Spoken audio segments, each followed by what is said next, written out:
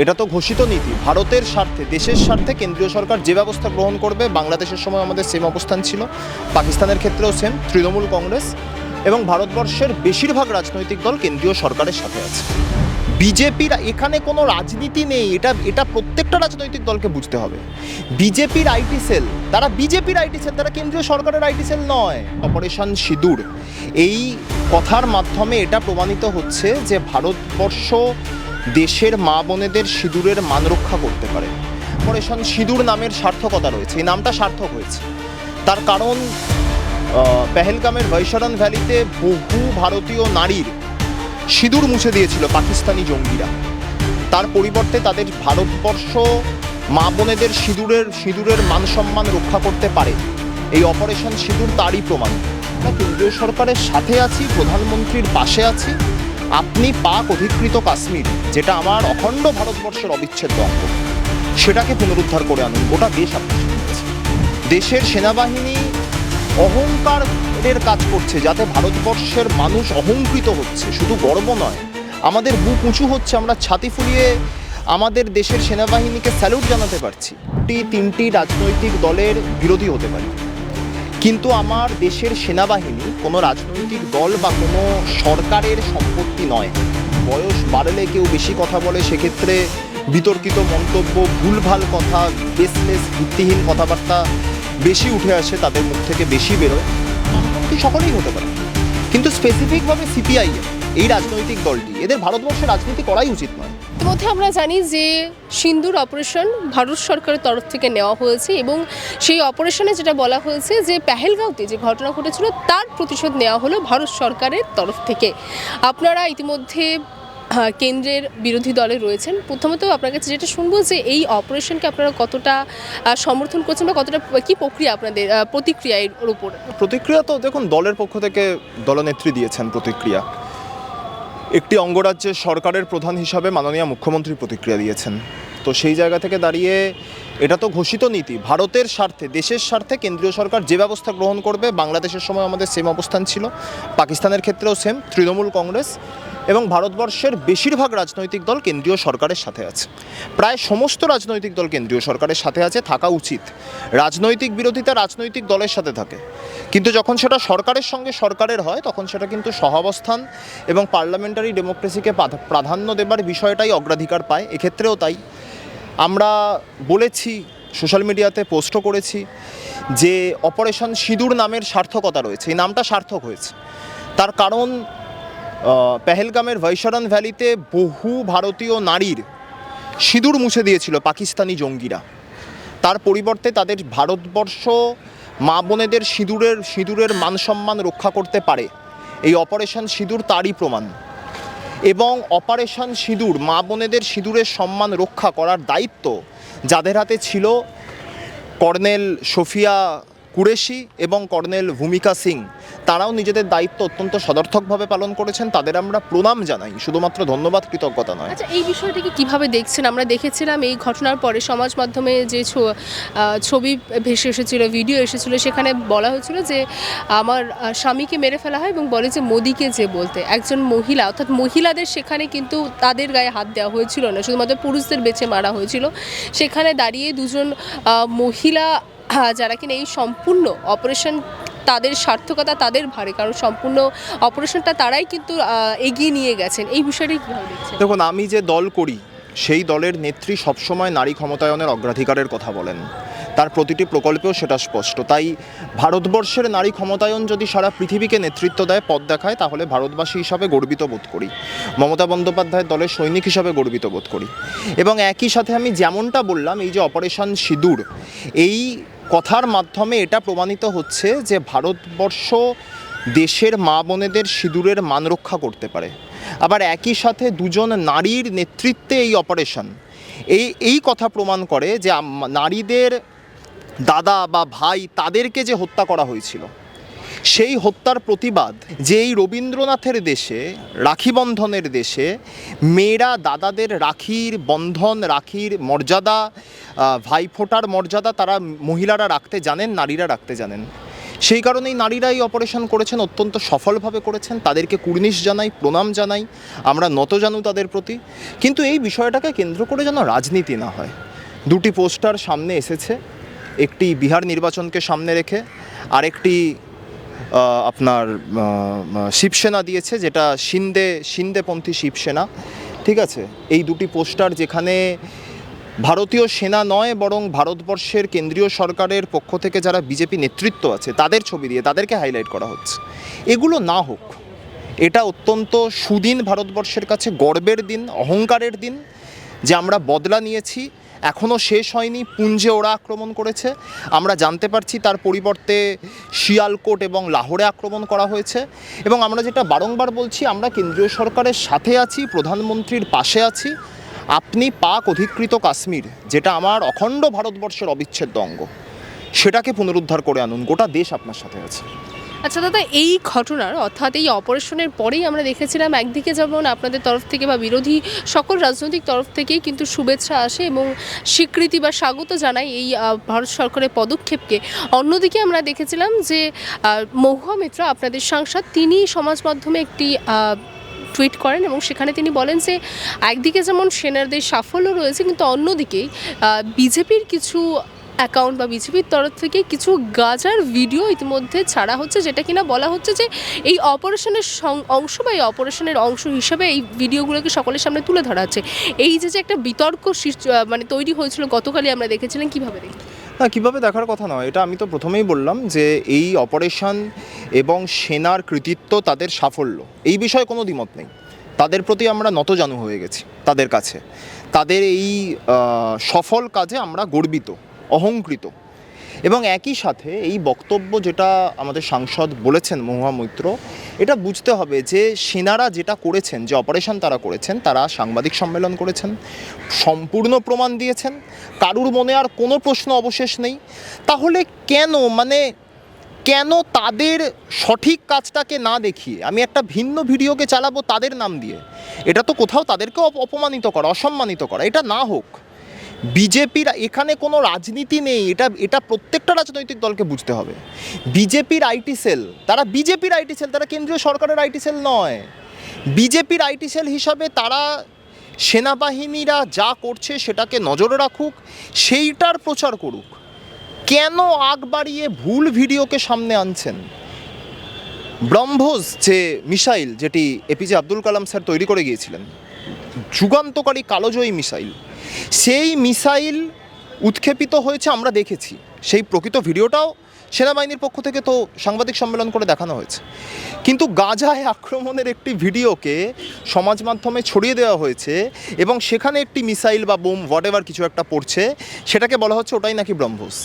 আপনি এটা বলে ভারতের সেনাকে অপমানিত করছেন, ব্রহ্মোস মিসাইলকে অপমানিত করছেন, ব্রহ্মোস মিসাইলের উদ্ভাবক missile man sir APJ Abdul কালামকে অপমানিত করছেন। এইটা করবেন না। আমি যেটা আগে বললাম যে এখানে এটাকে কেন্দ্র করে দয়া করে রাজনীতি করবেন না। দেশীয় স্বার্থে রাজনীতি না হোক, পার্লামেন্টারি ডেমোক্রেসি, পৃথিবীর সর্ববৃহৎ সংবিধানসম্মত রাষ্ট্রের সংসদীয় পরিকাঠামো অগ্রাধিকার পাক, আমরা এটাই চাই। আমরা দেশের সেনাবাহিনীর কার্যকলাপে, দেশের সেনাবাহিনীর সফল অপারেশনে রাজনৈতিক দলমত নির্বিশেষে আমরা গর্বিত, অহংকৃত। আচ্ছা, একদিকে এই সাফল্য চলছে, অন্যদিকে আজকের সর্বদলীয় বৈঠক ছিল যেখানে নেতৃত্ব দিয়েছেন রাজনাথ সিং এবং আজকের এই বৈঠকেও যেমন প্রত্যেক বিরোধী দল বা রাজনৈতিক দল সরকারের সপক্ষে তারা বলেছেন সরকারের সকল পদক্ষেপে তাদের স্বাগত। অন্যদিকে আজকে অনুপস্থিত ছিলেন প্রধানমন্ত্রী নরেন্দ্র মোদী। এর আগেও তিনি একটি সর্বদলীয় বৈঠকে অনুপস্থিত ছিলেন এবং সে নিয়েও অনেক বিতর্ক সৃষ্টি হয়েছিল যে দেশের এই ধরনের পরিস্থিতিতে তিনি কেন অনুপস্থিত রয়েছেন। হ্যাঁ, এটা তো ওনার দায়িত্ব। যেমন আমরা পশ্চিমবাংলায় রয়েছি, আমাদের অভিভাবিকা মমতা বন্দ্যোপাধ্যায়, তিনি আমারও মুখ্যমন্ত্রী, আপনারও মুখ্যমন্ত্রী, শুভেন্দুরও মুখ্যমন্ত্রী, আবার মোহাম্মদ সেলিমেরও মুখ্যমন্ত্রী। তেমন মাননীয় নরেন্দ্র মোদীজি, তিনি শুধু তো বিজেপির প্রধানমন্ত্রী নন, তিনি আমারও প্রধানমন্ত্রী, তিনি শতরূপ ঘোষেরও প্রধানমন্ত্রী, তিনি অধীর রঞ্জন চৌধুরীরও প্রধানমন্ত্রী। ফলে আমার মনে হয় যে দেশের অভিভাবক হিসাবে ভারতবর্ষের মানুষ যখন তার দলকে যতগুলি আসন আছে তার মধ্যে সবচেয়ে বেশি আসনে জয়লাভ করিয়েছে, তখন তার দায়িত্ব সামনে থেকে নেতৃত্ব দেওয়া। আমাদের বিশ্বাস তিনি নিশ্চিতভাবে সামনেই আছেন কিন্তু সেটা ভারতের মানুষ দেখতে চায়, আমরা ভারতবর্ষের নাগরিক হিসাবে দেখতে চাই। কোনো বিতর্কের জায়গা নেই। আমরা ওনার কাছে অনুরোধ করছি, এটা আপৎকালীন পরিস্থিতি, দেশের সেনাবাহিনী অহংকারের কাজ করছে, যাতে ভারতবর্ষের মানুষ অহংকৃত হচ্ছে, শুধু গর্ব নয়, আমাদের বুক উঁচু হচ্ছে, আমরা ছাতি ফুলিয়ে আমাদের দেশের সেনাবাহিনীকে স্যালুট জানাতে পারছি।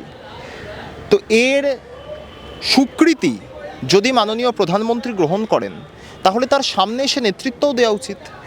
দেশের প্রতিরক্ষা মন্ত্রী মাননীয় রাজনাথ সিং, তিনি তার দায়িত্ব পালন করছেন, পৌরোহিত্য করছেন, খুব ভালো কথা, অ্যাপ্রিসিয়েটেড, সমস্ত রাজনৈতিক দল জয়েন করছে। কিন্তু আমরা দেশের প্রধানমন্ত্রীকে দেখতে চাই সর্বদলীয় বৈঠকে, শুধুমাত্র রাজনাথ সিং কিংবা অমিত শাহের সাথে তাদের আভ্যন্তরীণ বৈঠক নয়, সমস্ত রাজনৈতিক দল যেখানে একত্রিত হচ্ছে দেশের স্বার্থে, সেখানে যদি প্রধানমন্ত্রী নিজে উপস্থিত থাকেন, সারা পৃথিবীর কাছে সেটা কিন্তু অত্যন্ত সুবার্তাবাহক এবং ভারতবর্ষের মান উন্নয়ন করবে। ভারতবর্ষের গৌরবান্বিত ইতিহাসকে সেই ছবি যে মাননীয় প্রধানমন্ত্রী নিজে নেতৃত্ব দিচ্ছেন সর্বদলীয় বৈঠকে, সেটা ভারতবর্ষের গৌরবান্বিত ইতিহাসকে আরও এক ধাপ এগিয়ে দেবে পৃথিবীর মানচিত্রে। তো আমরা সেটা দেখতে চাই, তাই জন্যই মাননীয় প্রধানমন্ত্রীকে অনুরোধ। একদিকে যেমন এই অপারেশনের জন্য সাফল্যের কথা প্রত্যেকেরই মুখে মুখে রয়েছে, অন্যদিকে আবার ব্যক্তিগত ভাবে অনেকেই এই যে অপারেশন, সেই অপারেশনকেই কটাক্ষ করছেন। কিসের সিঁদুর, কিসের অপারেশন সিঁদুর, এমনটাই বলেছেন কবির সুমন। কি বলবেন?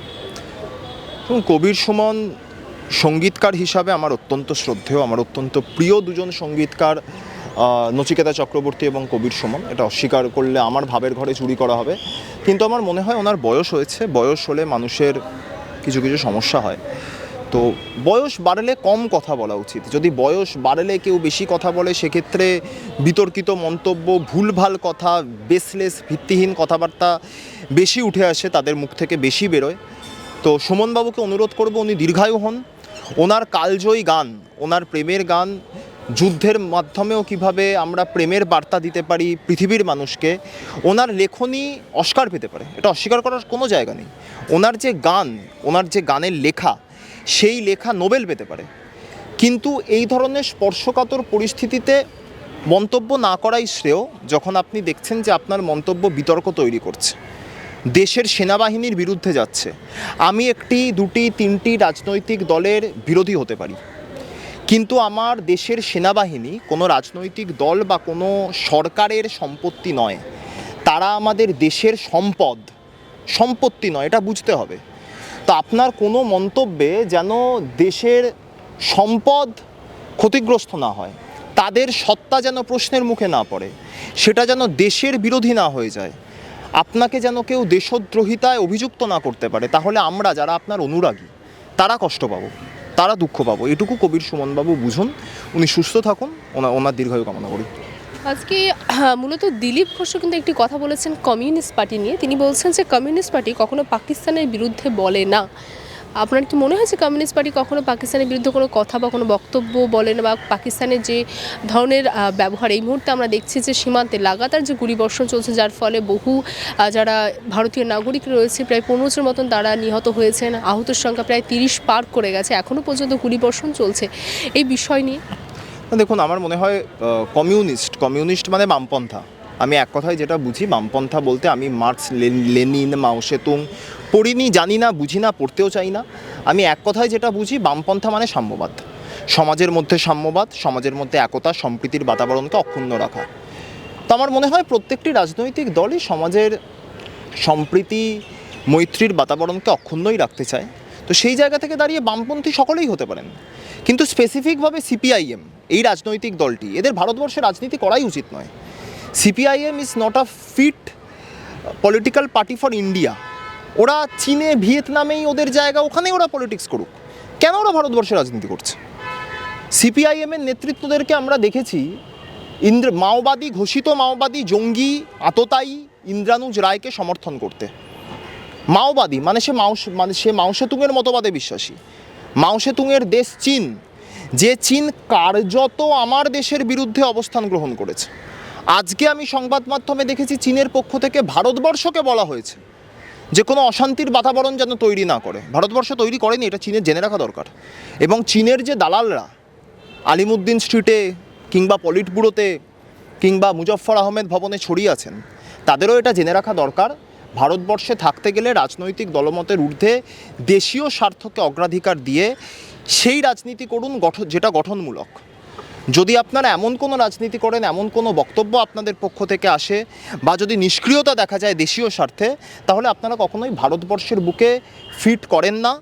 আপনাদের রাজনৈতিক কর্মকাণ্ড ভারতবর্ষের বুকে কন্টিনিউ না করাই উচিত। আপনার কি মনে হয় ভবিষ্যতে বাম বা কমিউনিস্ট পার্টির তরফ থেকে এই যে ঘাত প্রতিঘাত হচ্ছে এই বিষয়ে তাদের বক্তব্য পাওয়া যাবে? মানে বক্তব্য পেয়েও বা কী লাভ? মানে পশ্চিমবঙ্গে শূন্য, কেরালা ছাড়া কোথাও নেই। ওরা কি বললো না বললো তাতে কিছু যাই আসে না। কমিউনিস্ট পার্টি কোথায় আছে আপনি আমাকে বলুন, ভারতবর্ষের কোন প্রান্তে?